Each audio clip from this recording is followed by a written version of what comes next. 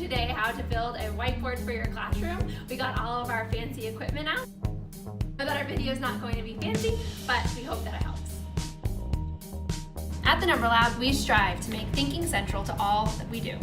An important part of that is having thinking visible. We found a helpful tool for that is large rolling whiteboards. Mathematicians have plenty of space to work, and their work is open and visible to the whole community. You can find more information on our work in teaching and learning on our website. Let's get building.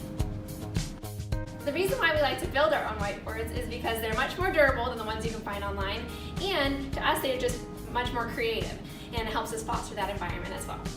So this process is going to take about 2 hours altogether, but it's going to be across 2 days. The reason for that being that there's 24 hours for this to dry, and there's a drilling and assembly part.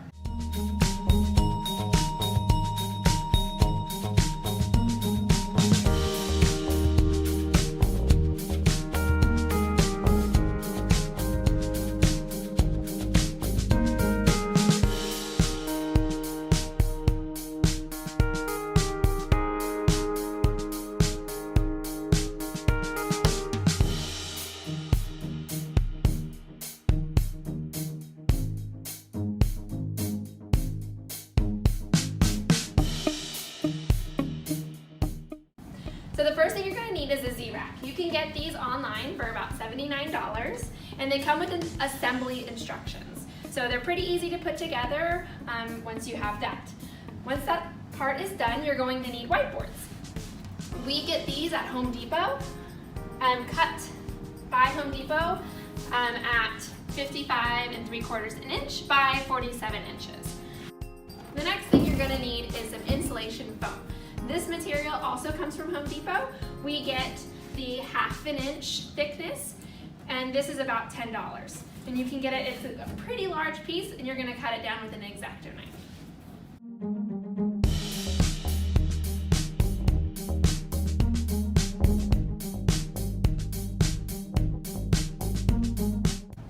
So we've laid down our beautiful blanket that will prevent any scratching on the surface of the whiteboard.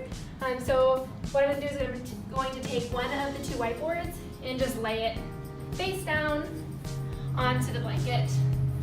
And now I'm ready for the gluing process.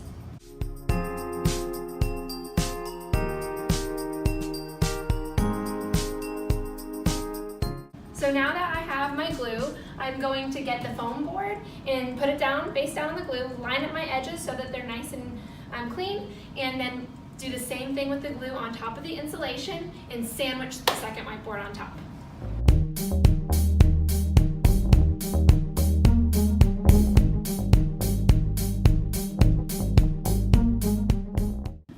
Okay, so now that you have it all glued, we really highly suggest putting something heavy on it that kind of is evenly distributed so that it kind of dries and sets evenly. So it's been 24 hours and the whiteboard has dried completely, and so now we can cut the excess foam off. The reason we wait for this moment is so that we can use the board as a guide and it's more exact.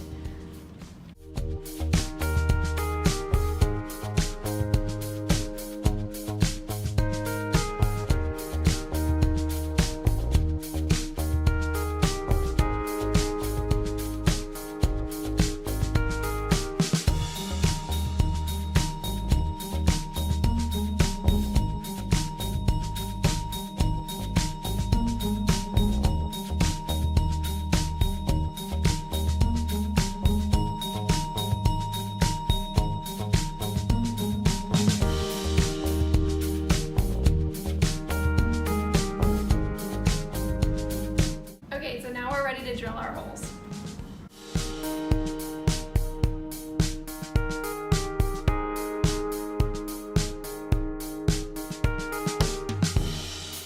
Okay, almost there. So the next step is taking the drilled whiteboard and hanging it up on the Z-Rack with zip ties. You're also going to need a hand with this one.